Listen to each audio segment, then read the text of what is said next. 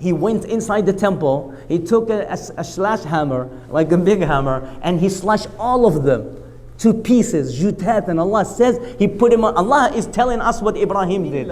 And the methodology and the oneness that was Ibrahim was calling the people to Allah, follow that oneness of Allah subhanahu wa ta'ala. The Sharia is different, but we're talking about the oneness, which is, that's the problem with these people. Every time Allah subhanahu wa ta'ala sees the people deviated from this message of the oneness of Allah, they start worshipping the idols or the stars or the moon or believing on superstition. Allah would have sent a prophet or a messenger until He closed the message with the Prophet Muhammad sallallahu alaihi wasallam. He says Ibrahim was Hanif. Hanif means decline from worshipping other than Allah. That's what it means, Hanif. He's declined the worship of Allah. Someone worship other than Allah over there, and Ibrahim is in there. Hanif, ma'ilan ani shirk. He does not associate partners with Allah. The Prophet ﷺ, he said in another hadith, Wulida Ibrahim, let's begin quickly with Ibrahim. He was born in Iraq. At the age of 12, the ulama, they say when he was so young, his father was asking him to help him sell the idols. He will take them and he looked at them. He says, can you help yourself? Can you benefit yourself? And he drowned them on the river in Iraq when father turned, and he drowned them on the river just by himself. This is a fitrah that it has on him from Allah subhanahu wa ta'ala on that age. And then when he grew up a little bit, he starts actually fighting with his, not fighting in a way, but conveying the message to his own people. Why you worship idols? Why you worship someone that does not hear, does not speak, does not benefit himself? Why you worship the idols? They didn't listen to him. One day, they used to have a festival. And this is what Ibrahim now, he's going to start conveying the message with their own, it's like a debating matter. He's going to debate with them and make them feel that they are doing something wrong. Because they was actually, like Allah says, وَأُشْرِبُوا فِي قُلُوبِهِمُ الْعِجْلِ. He was talking about Banu Israel. He says they drank the worship of idols or the calf on their heart. When somebody starts doing something haram, if you do not get rid of that haram from the beginning, it may get hold of your heart and it becomes an idol in your heart. So this is what happened to these people. So Ibrahim wants to remove this idol with common sense and logic. What he did? One time they had a festival that they had to leave the temple, and the temple, it was full of idols. So Ibrahim alayhi salam, he was at that time, like I said, 15 years old. Many people today, he's like 40 years old and he's playing, he doesn't have any purpose in life. This is 15 years old, but yet he's fighting with ummah, again, of the kufr and disbelief with logic. What he did, they asked him to go and enjoy the festival. They will drink, they will play, they will do whatever haram. They left the temple, they left the food for the idols, and they says, when we come back in the evening, we're going to come back and enjoy and worship our idols and so on. So they ask Ibrahim, let's go with us. He says, I am saqim. He says, I'm sick. And one of the ulama, they say, he said, I'm sick of you. So he left it that way. He said, I'm sick.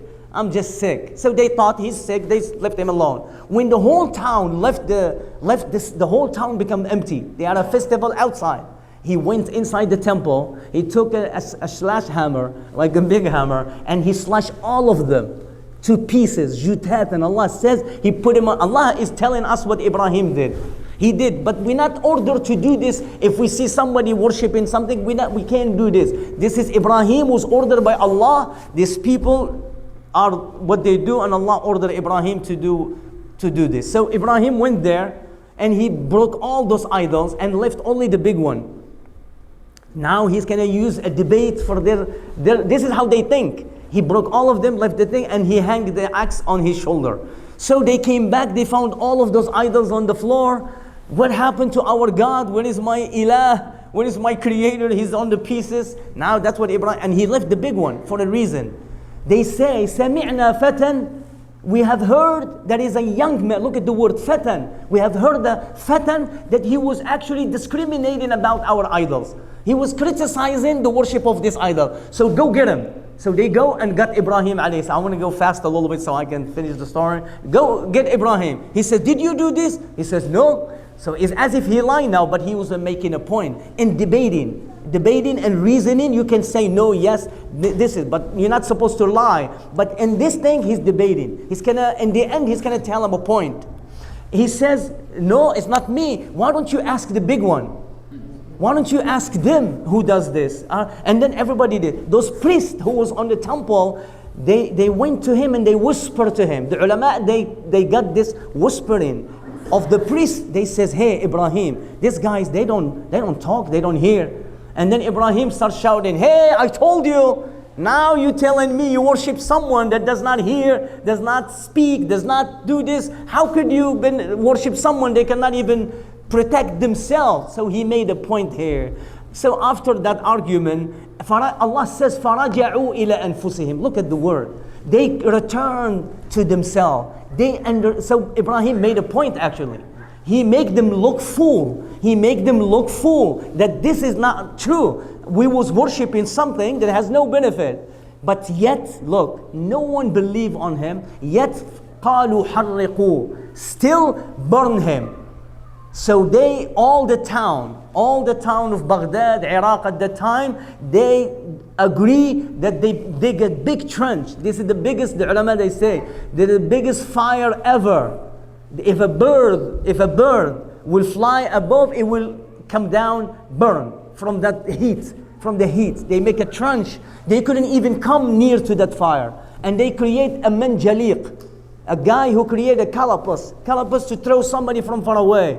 Ibrahim is so calm. He has a so strong connection. This is a young man that he has this biggest faith, that he's facing the whole nation against him. You want to burn me? Go ahead. I'm not doing anything wrong. I'm only calling to the oneness of God.